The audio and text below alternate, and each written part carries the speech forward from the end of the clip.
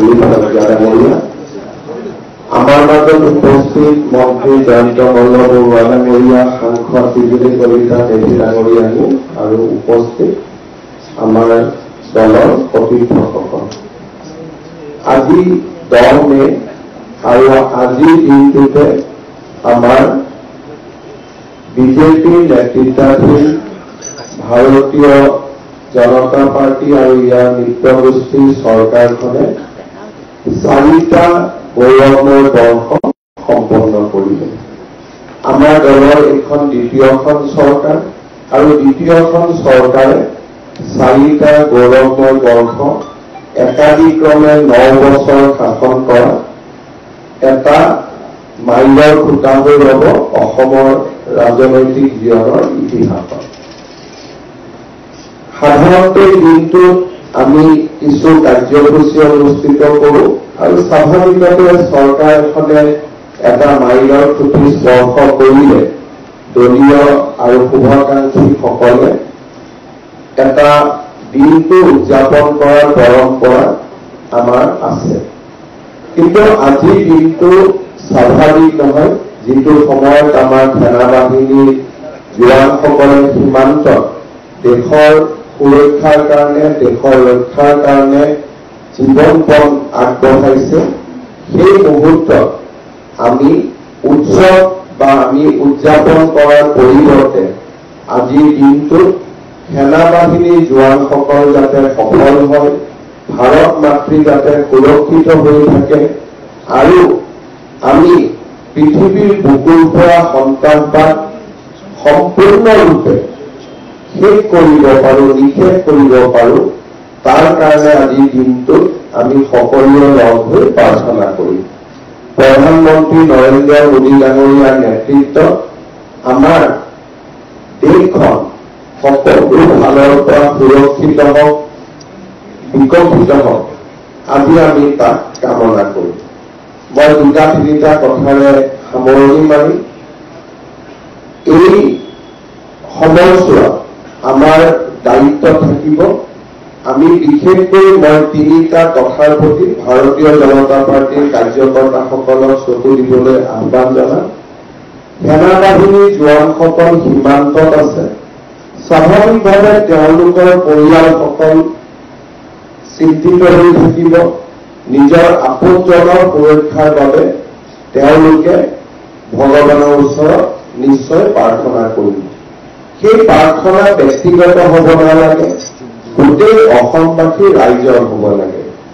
সেইবাবে মই ভাৰতীয় জনতা পাৰ্টীৰ কাৰ্যকৰ্তাসকলক অনুৰোধ কৰিম যে যি গাঁও বা যি নগৰ, যি চহৰৰ পৰা সেনা বাহিনীৰ জোৱান আছে, তেওঁলোকৰ পৰিয়ালৰ লগত সম্পৰ্ক ৰখা, মাত কথা ৰখা আৰু এই সময়ত তেওঁলোকক যি সহযোগিতাৰ প্ৰয়োজন তাক আগবঢ়োৱা, এইটো হ'ল আটাইতকৈ আমাৰ ডাঙৰ দায়িত্ব। আমি খবৰ ল'ব লাগিব যে মোৰ গাঁৱত অমুকজন জোৱান সেনা বাহিনীত আছে, অমুকজন অফিচাৰ এয়াৰফৰ্চত আছে, অমুকজন বিষয়া নেভিত আছে, এই বা অমুকজন বিষয়া CRP BSFত আছে, যোনে সীমান্তত আজি যুঁজ কৰি আছে। সেই পৰিয়ালসকলক খা খবৰ লৈ থকা, তেওঁলোকৰ ঘৰত অসুবিধা হৈছে, ল'ৰা ছোৱালীৰ অসুবিধা হৈছে, যাতে পৰিয়ালে কৰ্মৰত সেনা বাহিনীৰ জোৱানজনক জনাব নালাগে। কাৰণ তেওঁৰ মনত চিন্তাৰ উদ্বেগ হ'ব। পৰিয়ালৰ প্ৰতি চিন্তা থাকিলে স্বাভাৱিকভাৱে যুদ্ধত তেওঁলোকে মনোনিৱেশ কৰোঁতে ক'ৰবাত নহয় ক'ৰবাত অলপ সময়ৰ কাৰণেও যদি দ্বিতীয় চিন্তা এটা আহে, তাৰ কাৰণে দেশৰ আৰু তেখেতৰ দুয়োজনৰে ক্ষতি হ'ব। কিন্তু সেই চিন্তাখিনি যদি আমি লৈ লওঁ যে মোৰ ল'ৰাটোৰ এডমিশ্যনৰ কাৰণে চিন্তা হৈ আছে, মোৰ মা বেমাৰ হৈ আছে, মাৰ ঔষধৰ কাৰণে চিন্তা হৈ আছে, সীমাত থকা সেনা বাহিনীৰ জোৱানজনে যেতিয়া গম পাব যে মোৰ পৰিয়ালটোৰ দায়িত্ব বিজেপিয়ে লৈছে, তেতিয়া তেওঁ নিশ্চিতভাৱে তেওঁৰ দায়িত্ব পালন কৰিব। মই ৰাজ্যিক সভাপতি দিলীপ শইকীয়া ডাঙৰীয়াক বিনম্ৰতাৰে অনুৰোধ কৰিম যে আমাৰ বুথ কমিটিৰ পৰা মণ্ডললৈকে আমি এটা নিৰ্দেশ প্ৰেৰণ কৰিব লাগে সেনা বাহিনীৰ জোৱানসকলৰ ঘৰত যোৱা, তেওঁলোকক মাত কথা দিয়া আৰু তেওঁলোকৰ প্ৰতিটো সুখ দুখৰ সমভাগী হোৱা, যাতে তেওঁলোকে নিজকে নিৰাপদ অনুভৱ কৰে। আমি পৰিয়ালটো নিৰাপদ অনুভৱ কৰিব, সেনা বাহিনীৰ জোৱানজনীয়ে নিৰাপদ অনুভৱ কৰিব। আৰু এনেকুৱা বিষয় যদি চকুত পৰে যে নহয় এই বিষয়টো জিলা ৰাজ্যিক পৰ্যায়ত সমাধান হ'ব লাগিব, তেওঁলোকে যাতে খবৰ দিয়ে।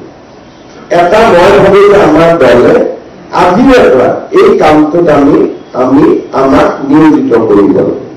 নাম্বাৰ 2, আজি সময় নহয়, কিন্তু এটা সময় আহিব পাৰে যেতিয়া আমি নিজেও প্ৰত্যক্ষ বা পৰোক্ষভাৱে এই যুঁজৰ লগত কৰবাত নহয় কৰবাত আমাৰ সহযোগিতা লাগিব।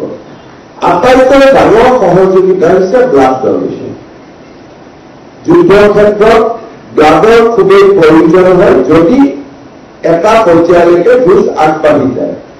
আজি আমি ডনেশ্যন কৰিব নালাগে, কিন্তু ব্লাড ডনাৰৰ এখন তালিকা, যে 1 লাখ মানুহৰ এখন তালিকা, যেতিয়া লাগে অসমে তুৰন্ত 1 লাখ ব্লাড দিব পাৰিব। এই তালিকাখন স্বয়ং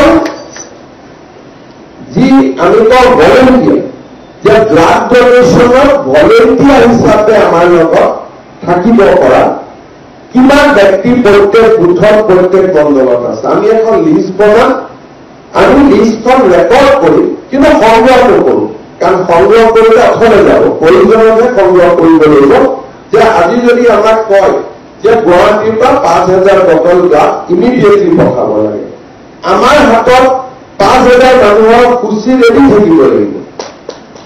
এই কামটো মোৰ মতেদি আমি আগবঢ়াব লাগে, সেইটো আমাৰ কাৰণে খুব ইম্পৰ্টেণ্ট। 3 নম্বৰ, এইকেইটা দিন আপোনালোকে যদি চাই যে পাকিস্তানৰ গোটেই লক্ষ্যটো হ'ল যে ভাৰতীয় লোকৰ মাজত বিভাজন,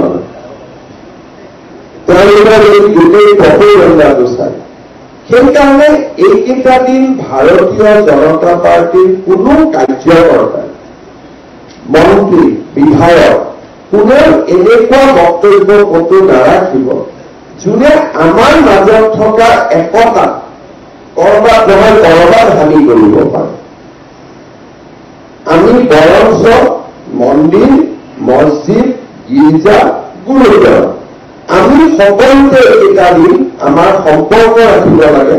কাৰণ কৰবাত যদি কোনোবাই এটা নিগেটিভ প্ৰচাৰ চলায়, মন্দিৰ, মছজিদ, গুৰুদ্বাৰা, গীৰ্জাত থকা ব্যক্তিসকলে লগে লগে এইটো মিছা প্ৰপেগেণ্ডা, এইটো সঁচা নহয়। সেইকাৰণে এইকেইটা দিন আমি ধৰ্মীয় নেতা, ৰিলিজিয়াছ লিডাৰ্ছ, ৰিলিজিয়াছ ইনষ্টিটিউশ্যন, এইখিনিৰ লগত বিজেপিয়ে যোগাযোগ ৰাখিব লাগে। কালি যদি সৰুকৈ ঘটনা এটা বোলে ধুবুৰীৰ পৰা হ'ল, ই ধুবুৰীত নাথাকে, ই গৈ পাকিস্তানী প্ৰপেগেণ্ডা হৈ যাব, যিটো সাধাৰণতে আমি ইগনোৰ কৰোঁ। এইকেইটা দিন আমি ইগনোৰ কৰিব নোৱাৰো। সেইকাৰণে আমাৰ আন এটা দায়িত্ব হ'ল সামাজিক সদ্ভাৱ। এইকেইটা দিন আমি সামাজিক সদ্ভাৱ ৰাখিব লাগিব। সামাজিক সদ্ভাৱ ৰখাৰ এটা ডাঙৰ পথ হৈছে যে আমি আমাৰ অঞ্চলত নিজ নিজ ৰিলিজিয়াছ লিডাৰৰ লগত আমাৰ সম্পৰ্ক স্থাপন। যে আজি যদি কিবা এটা ঘটনা হৈছে য'ত নেকি পাকিস্তানে প্ৰপেগেণ্ডা কৰিছে এগেইনষ্ট হিন্দু, তেতিয়া হিন্দুৰ মন্দিৰৰ পূজাৰীজনে ক'ব যে নাই এইবিলাক বিশ্বাস কৰা নহয়, এইটো পাকিস্তানী। কোনোবা ক'লে নহয় ভাৰতত খ্ৰীষ্টিয়ানৰ ওপৰত অত্যাচাৰ চলিছে, গীৰ্জাৰ ৰাজজনে ক'ব যে ইয়াত একো হোৱা নাই, এইবিলাক কি কৰিছে। বোলে মুছলমানৰ ওপৰত কিবা হৈছে, তেতিয়া মৌলবীজনে ক'ব ইয়াত একো নাই। শিক্ষৰ ওপৰত হৈছে, গুৰুদ্বাৰাৰ যিজন থাকিব তেখেতে ক'ব যে আমাৰ ইয়াত একো হোৱাই নাই। যেতিয়া চাৰিজনে কৰিব তেতিয়া একো হোৱা নাই। সেইকাৰণে সকলো ধৰ্মৰ মানুহৰ লগত এটা সম্পৰ্ক ৰক্ষা কৰা আৰু স্বাভাৱিকভাৱে আমি নিজে এনেকুৱা কোনো কাম নকৰি যিটো কামৰ কাৰণে সম্প্ৰীতিৰ পৰিৱৰ্তে আমিহে কাজিয়া লগাই দিলো, তেনেকুৱা হ'ব নালাগে। ফাইনেলি মই এটা অনুৰোধ কৰিম, অহাকালি পঞ্চায়তৰ ৰিজাল্ট দিব। ভালো হব, কৰবাত বেয়া হব, কৰবাত ভাল হব। কিন্তু আজিৰ দিনটো ভাল হলেও বহুত উৎসাহ দেখুৱাৰ সময় নহয়। কাৰণ ভোট নিদিয়াজন মানুহেও কিন্তু সেনা বাহিনীৰ লগত আছে, দিয়াজন বিজেপিৰ লগত আছে, কিন্তু নিদিয়াজনো সেনা বাহিনীৰ লগত আছে। গতিকে আমি ইমানেই স্বৰ্গকাতৰ হব লাগিব যে কালি জিকাৰ পিছত য'ত আমি জিকো, সাধাৰণতে আমি পলিটিকেল পাৰ্টি জিকিলে অলপ ফূৰ্তি কৰাটো এটা স্বভাৱ। অহাকালি টিভিৰ স্ক্ৰীণত আমি সেইটো দেখা পাব নালাগে। সকলোকে আমি স্পষ্ট নিৰ্দেশ পঠাব লাগে যে কালি ৰাইজৰ যিয়েই আদেশ নহওক কিয় তাক আমি কালি বিনম্ৰতাৰে সৈতে ল'ব লাগে। আমাৰ কিছুমান আৰু হয়তো মন্ত্ৰী বিধায়কসকলকো কাউন্টিং হলত যাব মানা কৰিম, কাৰণ তেওঁলোক গলে আমাৰ সমৰ্থকসকলে কেতিয়াবা আবেলি গৈ হিমন্ত বিশ্ব শৰ্মা জিন্দাবাদ, দিলীপ শইকীয়া জিন্দাবাদ, এতিয়া আমাৰ জিন্দাবাদ দিয়া সময় নহয়। নৰেন্দ্ৰ মোদী আৰু সেনা বাহিনী এই জিন্দাবাদে আজি আৰু কাৰো জিন্দাবাদৰ সময় দিয়া নহয়। সেইকাৰণে আমি তলত স্পষ্টভাৱে খবৰ পঠাব লাগে যে হৰা কেন্দ্ৰীয়জনো কিন্তু ভাৰতৰ সেনাৰ লগত আছে। সেইকাৰণে অহাকালি কাউন্টিং হয়, কাউন্টিঙত ভাল বেয়া যি হব হলৰ ভিতৰত হব, যে কোনোবা জিকিব লাগিব, কাউন্টিং হলে কোনোবা জিকিবই, কোনোবা হাৰিবই, আৰু আমি ইলেকশ্যনৰ ৰিজাল্টটো পিছুৱাই থব নোৱাৰো। কাৰণ তেতিয়া মানুহে সন্দেহ কৰিব যে বিজেপিয়ে ৰিজাল্টটো পিছুৱাই দিছে, বাকচত বা কি কৰি দিয়ে। সেইকাৰণে কালিৰ পৰ্বটো আমি যেনে তেনে শেষ কৰিব খুজিছো। আন দলে কি কৰে নকৰে বেলেগ কথা, বিজেপিৰ দায়িত্ব আটাইতকৈ বেছি। গতিকে বিজেপিৰ ৰেছপন্সটো কালি নিজাৰ ৰেছপন্স হব। প্ৰাৰ্থীসকলে জিকিছে, কোনোবা এটা মন্দিৰতে ভগৱানক ধন্যবাদ জনাব, কিন্তু শোভাযাত্ৰা ওলোৱা, শোভাযাত্ৰা ওলোৱাৰ লগে লগে পৰাজিতজনৰ মনটো বেয়া লাগিব। এতিয়া দেশত কাৰো মন বেয়া কৰাৰ সময় নহয়। সেইকাৰণে বিজয়ী আৰু পৰাজয় পৰম্পৰা দুয়োজনে আমাৰ মানুহ। সেইকাৰণে অহাকালি বিজেপিৰ কেণ্ডিডেটসকলে যাতে খুব সংযমেৰে নিজৰ দায়িত্ব পালন কৰে, সিও আমাৰ দায়িত্ব। মই আজি কালি ৰাতিয়ে দিলীপ শইকীয়া ডাঙৰীয়াক কৈছিলো যে মই এবাৰ দলৰ কাৰ্যালয়ত আহি আমাৰ যিসকল নেতাৰ প্ৰেৰণা আজি আমি চৰকাৰ চলাইছো, আমাৰ প্ৰধানমন্ত্ৰী অটল বিহাৰী বাজপেয়ীক আৰম্ভ কৰি দীনদয়াল উপাধ্যায়লৈকে আজি আমি সকলোকে পুনৰ এবাৰ স্মৰণ কৰিছো, শ্যামাপ্ৰসাদ মুখাৰ্জীক আমি স্মৰণ কৰিছো, আৰু প্ৰধানমন্ত্ৰী নৰেন্দ্ৰ মোদী ডাঙৰীয়াক আমি কৃতজ্ঞতা জনাইছো অসমৰ কাৰণে যিমানখিনি তেওঁলোকে কৰি আছে। কিন্তু আজিৰ দিনটোত এই বিষয়ে আমি বহুত দীঘলীয়াকৈ কথা পতাৰ সময় নহয়।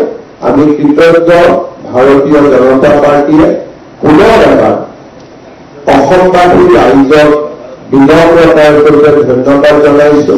আমাৰ 9টা বছৰ ৰাজ্যত শাসন চলাবলৈ সুবিধা দিয়াৰ বাবে, আৰু আমি আকৌ এবাৰ সংকল্প লৈছো যে অসমৰ ৰাইজক আমি সৰ্বস্ব উজাৰি সেৱা কৰি থাকিম, ভাৰত মাতৃক আমি সৰ্বস্ব উজাৰি পূজা কৰি থাকিম।